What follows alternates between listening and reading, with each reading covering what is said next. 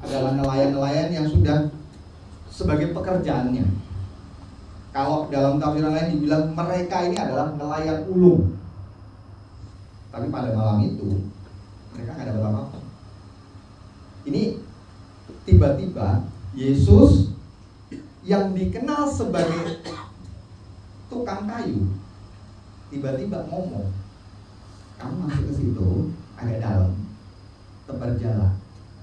Sebagai seorang nelayan, dia tahu yang nggak mungkin ada ikan. Mau semalaman nyari udah nggak ada. Sekarang yang mana ada? Ini sama kayak petani. Ini kondisinya misalkan kalau sekarang hujan nih, bulan-bulan Desember, November kemarin ada petani, terus kemudian tiba-tiba saya datang sama petani, Pak, nanam jagung Pak, bagus ini pasti. Ya nggak akan percaya. Lah kenapa? Ya mereka petani tahu musim panas nanam jagung yang nggak akan bisa, nggak tumbuh. Apalagi yang ngomong saya, yang tiap hari kerjaannya cuma di dalam kamar, di depan komputer, yang nggak akan percaya mereka. Tetapi di sini Petrus bilang, kata-katanya dengan jelas dibilang, tetapi karena engkau, titik, nggak ada alasan yang lain. Apakah Petrus berpikir yang lainnya sebagai alasan lain? Oh mungkin ini ada satu kondisi ikannya lagi pada kesini. Gak berpikir di situ. Alasan dia cuma satu. Tetapi karena engkau, sama seperti ketika Abraham disuruh keluar. Cuma karena alasan apa? Karena Tuhan. Imannya seperti itu. Kita juga seperti itu Bapak Ibu. Kalau saya lahir Kristen, tetapi saya benar-benar terima Kristus dalam hidup saya ketika saya sudah dewasa. Ketika itu saya ingat banget, saya masih SMA. Tiba-tiba ada satu dokter bilang saya harus dioperasi karena masalah dengan tulang ekor saya, tulang belakang saya. Sebagai seorang anak SMA mencari tahu kemungkinannya, lalu kemudian pada waktu itu bapak saya tanya langsung ke dokter ini, dok kalau dioperasi kemungkinannya berapa persen? Pada waktu itu saya ingat sekali dengan jelas 25%. 25% gagal dok? Enggak. 25% berhasil. Kalau gagal lumpuh. Tetapi harus dilakukan. Kenapa? Kalau enggak, di usia 20 lebih saya akan ada di kursi roda. Sama aja. Di situ saya mulai berpikir, akhirnya saya tiap hari minum obat, sehari 3 kali, cukup banyak Bapak Ibu. Tapi kemudian ketika saya kuliah beberapa tahun kemudian, Tuhan sembuh saya. Tuhan kasih saya kesembuhan. Saya nggak minum obat, tapi sembuh. Kenapa? Pada waktu itu saya konseling sama seseorang, namanya Pak Novel Priyatna. Sekarang beliau masih ngajar di tempat saya kuliah. Beliau bilang gini, kalau kamu terus berpangku pada obatmu, itu tidak akan pernah sembuh. Berpangkulah pada Kristus. Dari situ saya taruh obatnya, saya nggak minum lagi. Padahal saya nggak tahu ternyata orang tua saya membelikan itu dengan mahal. Saya belum tahu pada waktu itu harganya. Saya taruh, saya nggak minum lagi. Di situ saya langsung, pada waktu itu sebelum saya benar-benar sakit, saya pingsan segala macam sering. Tapi setelah itu Tuhan kasih kesembuhan, bukan kesembuhan total tetapi parsial. Saya nggak harus tiap hari minum obat segala macam, tapi sembuh. Di situ saya punya iman, Tuhan sudah sembuhkan saya. Tuhan yang kasih saya kesembuhan karena iman saya pada Tuhan. Titik. Sama seperti ketika secara logis nggak mungkin Bapak Ibu, secara logis tidak mungkin. Di situ kondisi saya sama seperti Petrus. Gak mungkin akan dapat ikan banyak. Tapi buktinya 2 perahu, 2 Bapak Ibu. Biasanya nih kalau sekarang perahu itu disiapkan jalannya kapasitasnya hanya untuk perahu itu aja. Sedangkan ketika dia sekali tarik itu 2 perahu hampir tenggelam. Sudah tidak mungkin kalau manusia. Imannya yang terjadi sama seperti saya pada waktu itu. Dan saya yakin kita semua di sini pernah mengalaminya. Kita punya iman mula-mula yang begitu besar. Tetapi apakah itu cukup? Tidak. Kenapa? Kita juga belajar setelahnya, ketika di sekolah minggu juga kita belajar bahwa Petrus mengalami badai. Ada 2 badai yang hebat yang Petrus alami. Yang pertama itu badai ketika mereka mau menyeberang, Yesus malah tidur. Yesus tidur, Bapak Ibu. Dalam kepala Petrus, apakah dia berpikir bahwa Yesus nggak bisa menghalau badai itu? Saya yakin bisa. Tapi masalahnya Tuhan tidur.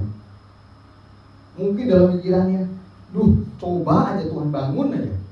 Gak mungkin kita begini. Mereka udah mau tenggelamkan. Makanya dia teriak, Yesus, kita sudah mau tenggelam, kenapa kau tidur saja? Goyang. Sama seperti kita. Kita punya iman yang besar, tapi ketika ada masalah, langsung kita kadang-kadang goyang. Tuhan nggak bantu. Tuhan kemana?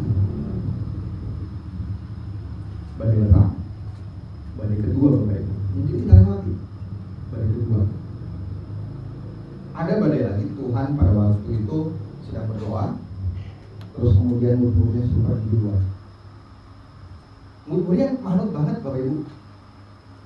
Sore dia bilang, kamu duluan nanti saya nyusul. Kalau udah sore, kapal mana yang mau jalan? Kagak ada. Tapi mereka manut. Ya. Ketika sampai tengah, ada badai. Panik mereka semua. Bagaimana dengan imannya? Sama seperti kita akan dapat masalah, kemudian sudah sekian lama sampai hampir kayaknya udah mau di ujung kehidupan kita gitu. Kita harus berdoa. Tuhan, kemana? Sini aja, saya melihat Engkau aja, saya masih bisa. Sama seperti itu mungkin. Petrus dan murid-murid yang lain berpikir, tidur di sini nggak apa-apa deh ya Tuhan, karena kalau tidur cuma diam bentar kemudian angin reda semuanya. Ini nggak ada Tuhannya. Tuhan nggak ada di perahu ini, nggak ada. Tapi tiba-tiba Tuhan datang di atas air, jalan. Ini yang jadi masalah. Masalah di tengah badai, Tuhan ini datang. Tapi murid-murid bilang apa? Bukan Tuhan kau datang, bukan. Hantu dibilang. Agak sedikit sih, hurufnya sama, Tuhan sama hantu, tapi beda banget.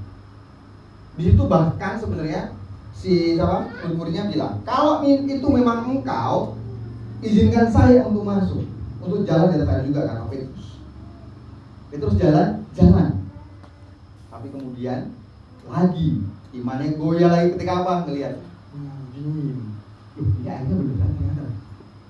Air badannya belum reda, goyah dia, mulai tenggelam, baru naik.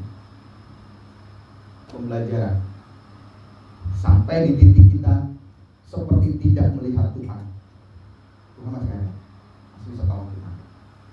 Tapi apakah kemudian dengan seperti itu iman Petrus sudah sangat kuat sampai sebesar biji sekali? Belum. Yang terakhir, pencobaan terakhir buat Petrus. Yang pertama, Yesus dengan keadaan sadar diminta di sesuatu yang di luar bidangnya Yesus. Yang kedua, Yesus malah tidur waktu badai. Yang ketiga, Yesus nggak ada waktu ada badai. Yang keempat, Yesus pada waktu itu dalam keadaan disiksa. Petrus ditanya sama orang-orang, kamu kan sama-sama dengan dia? Enggak, saya bilang. Kenapa? Petrus berpikir, kemarin Yesus dalam keadaan terbebas, nggak keadaan disiksa. Sekarang kondisinya menyelamatkan dirinya pun nggak bisa. Pernah nggak kita berpikir bahwa ini nggak ada jalan lain selain menyangkut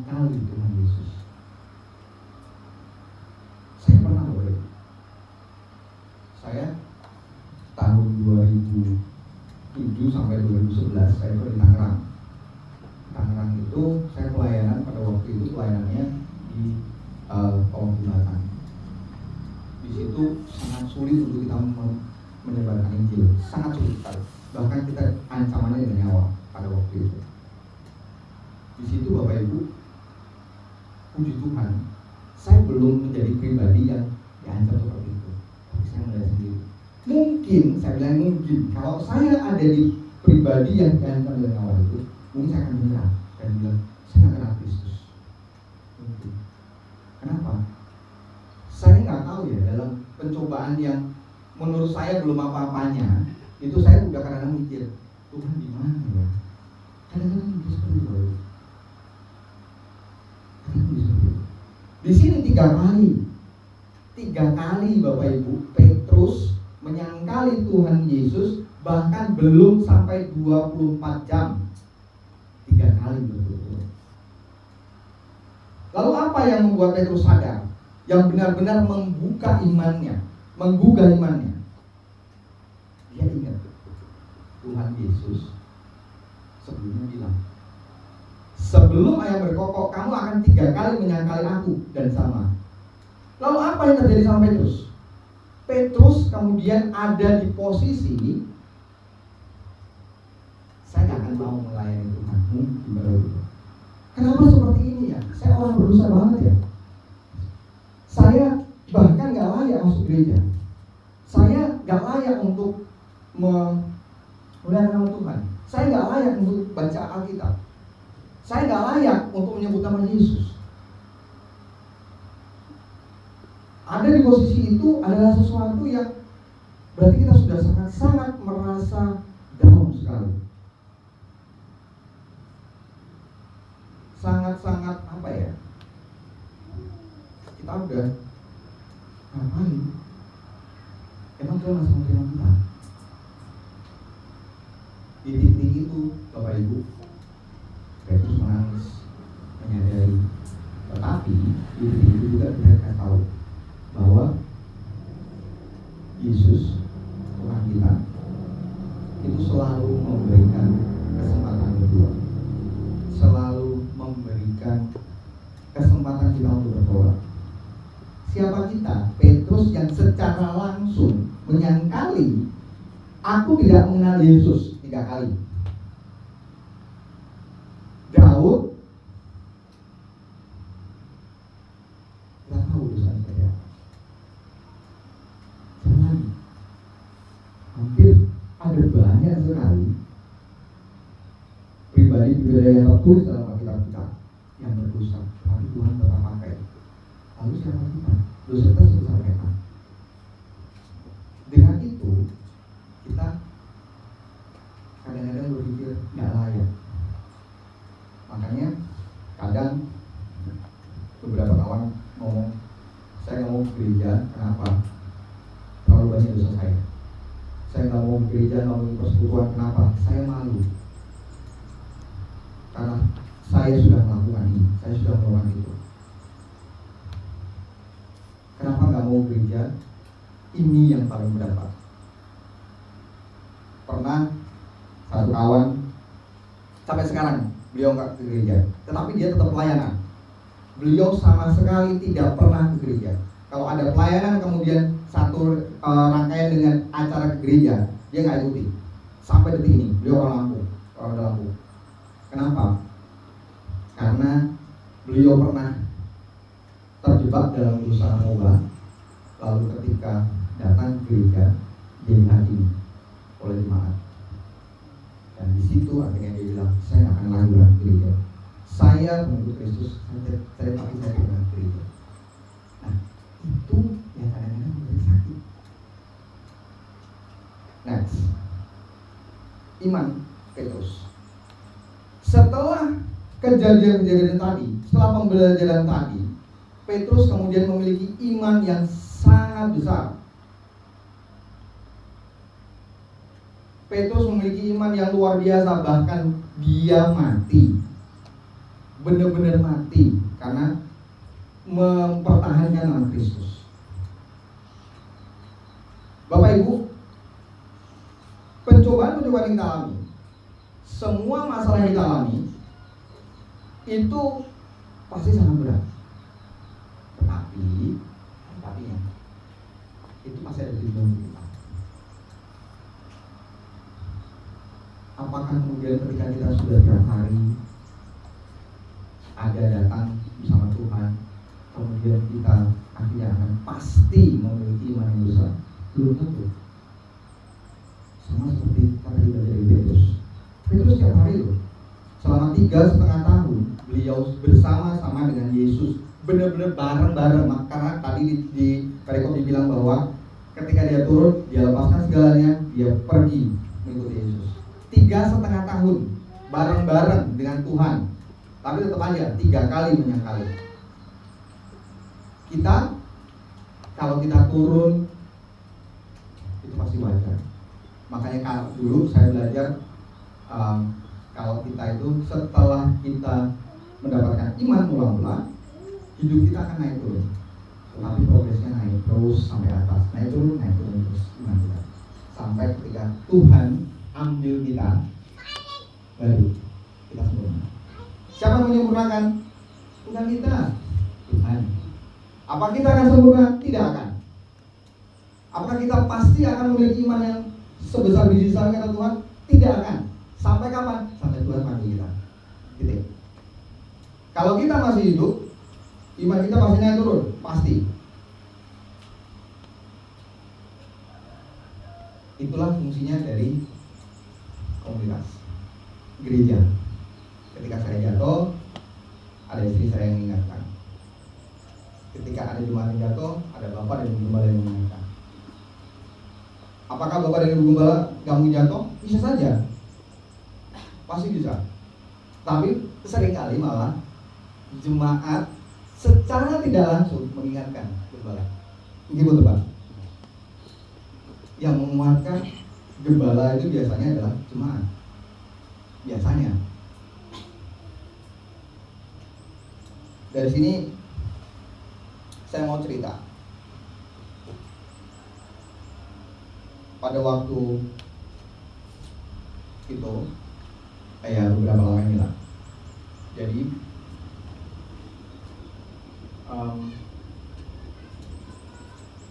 tadi malam itu adalah titik yang super rendah buat saya.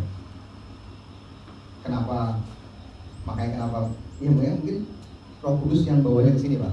Sampai akhirnya tadi malam saya mengalami titik ini. Jadi dari beberapa waktu lalu saya banyak sekali mengalami masalah dengan keluarga saya sakit, istri saya sakit, ibu saya sakit, tiba-tiba kemudian ayah saya dipanggil Tuhan. Saya berada pada titik, Tuhan, perasaan saya sudah belum ngasih hidup saya Tuhan, tapi kenapa begini ya? Sampai di titik tadi malam, ketika saya nyiapin ini lagi, Pak, saya mikir, kalau saya kasih ke Bapak kemarin itu ada 7 poin, tapi akhirnya saya potong. Kenapa? Saya dengan waktu 30 menit, mungkin saya 7 poin, dan kemudian saya ingat apa yang saya alami. Tadi malam saya berpikir benar-benar saya benar-benar berpikir bahwa Tuhan, apakah ini waktu di mana saya itu harus bilang, kemana engkau Tuhan? Kayaknya semuanya jadi satu, numpuk semua di atas. Dan kayaknya Tuhan kok gak nolong-nolong ya?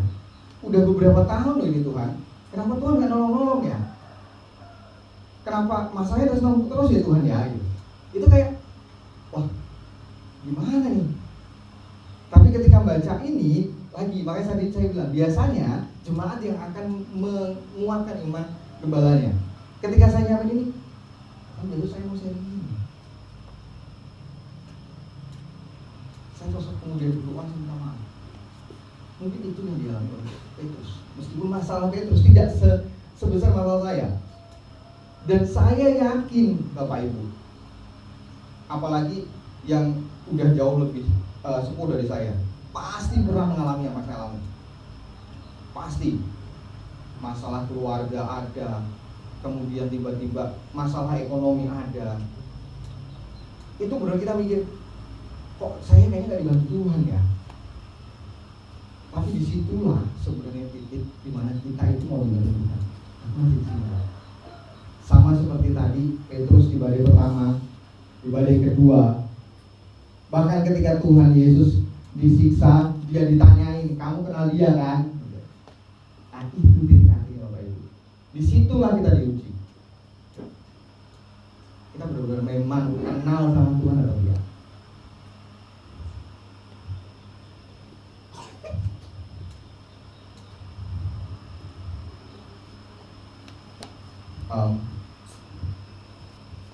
Di titik ini saya nggak tahu Pak, ketika jalan gitu kemarin beberapa hari lalu. Jadi memang istri saya itu ketika saya biasanya sharing firman itu jarang mau ikut, tapi kali ini ikut. Ini pertama kalinya. Bahkan saya pernah sharing firman di tempatnya dia kerja, dia nggak mau ikut. Kenapa? Karena nggak pede. Tapi ini benar-benar Tuhan. Saya tadi apa ya namanya? Saya takut. Ini adalah sebuah gereja yang besar gitu. Saya masih takut.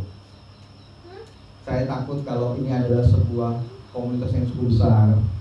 Tapi saya benar-benar ketika belok tadi saya agak kebablasan Pak. Ketika belok ke sini, wah ini bukan gereja yang besar, tapi ini adalah keluarga. Ini seperti ibadah keluarga. Dan itu jauh dari sesuatu yang kami ekspektasi. Dan itu benar-benar dari yang tadi malam, kemudian istri bilang, saya lebih setuju kalau kamu sharing firman-Nya di komunitas, di rumah-rumah. Dan itu terjawab. Ini menguatkan saya dan istri saya. Tadi ketika maju tadi, saya, Tuhan terima kasih, saya dikasih seperti ini. Ini benar jawaban dari tadi malam, jawaban. Jadi Bapak Ibu, semua di antara kita, semua pasti pernah mengalami down imannya, pasti, titik. Tapi bagaimana kita saling menopang untuk naik. Nah, dari sekarang mari kita sama-sama saling menopang. Terima kasih, mari kita berdoa. Tuhan Yesus Kristus, terima kasih.